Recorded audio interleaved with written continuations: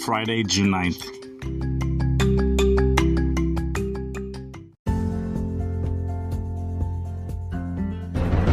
You are listening to Weather with Enthusiasm.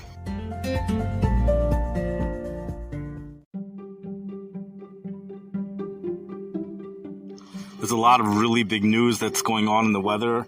The first thing that's very apparent is that the El Nino is official right now. It developed earlier yesterday, and the National Weather Service says that it came about a month early. It's also stronger than forecasted. As of right now, the El Nino is heating up the ocean waters in the Pacific Ocean, but it's happening by the equator, which is south of where hurricanes develop.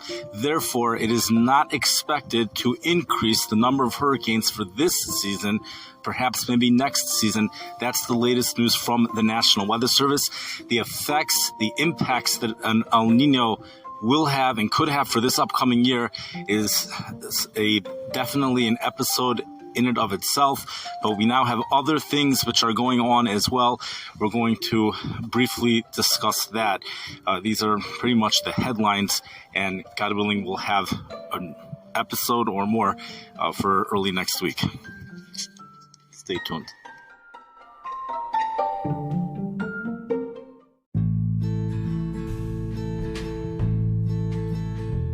The heat is just so intense. There's so much going on in the world right now with the air quality, not just from the wildfires in Canada, which continue. There's also a volcano which is erupting. It's down in the Hawaii area.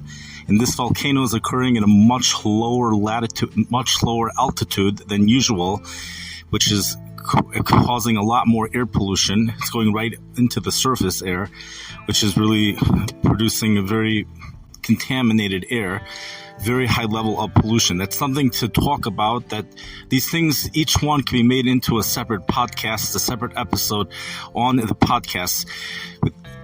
The real story right now, well, right before we get to the real story, we'll just mention that San Juan, Puerto Rico continues to have excessive heat.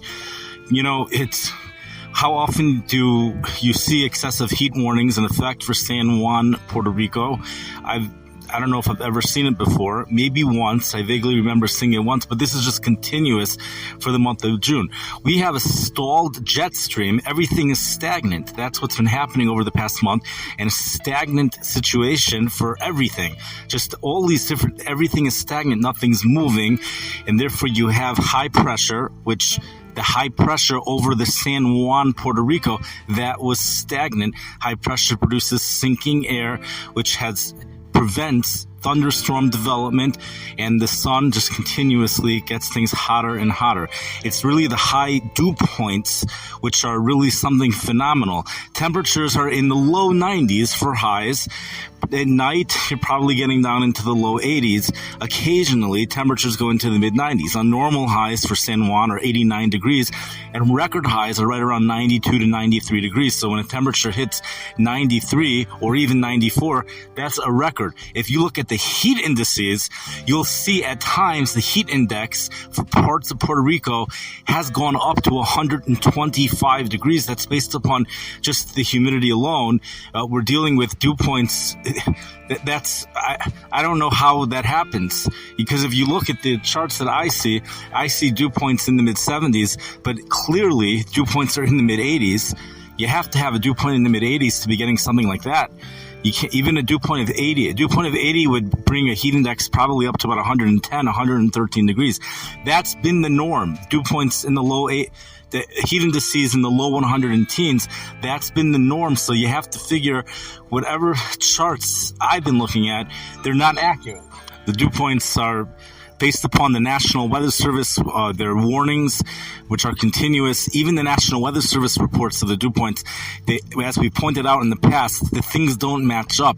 But it does seem clear that the real reality is the excessive heat warning material. That's what's actually happening. And the data which contradicts that part is where the inaccuracies are. I don't know why we're having dew point maps of temperatures in the 70s, dew points in the 70s, or, dew points in the 70s and highs in the low 90s. That's Miami Beach material. That's not excessive heat warning material. The big story right now is a brutal Siberian heat wave that has developed amazingly. Temperatures are well into the hundreds over a part of Siberia, and this is just the beginning. We're going to have more to say about this on Sunday, God willing, and right now we're out of time, but this is a big story here, and it's there's just so much. There's so much, and so stay tuned to those that are interested. This is not something that you're going to want to miss. I wish everyone a wonderful Shabbos.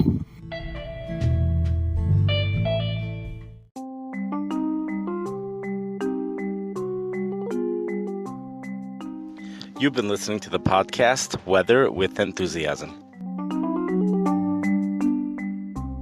Special guest on our show. What is your name?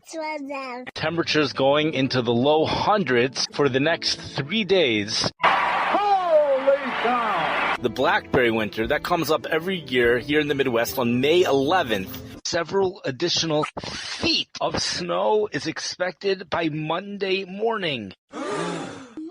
This was in the forecast from a week ago, and the National Weather Service is finally acknowledging it today. Conditions are favorable for the development of an El Nino.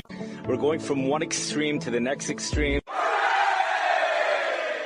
Despite the fact that it's 113 during the day and 46 at night, you could still do a little dance.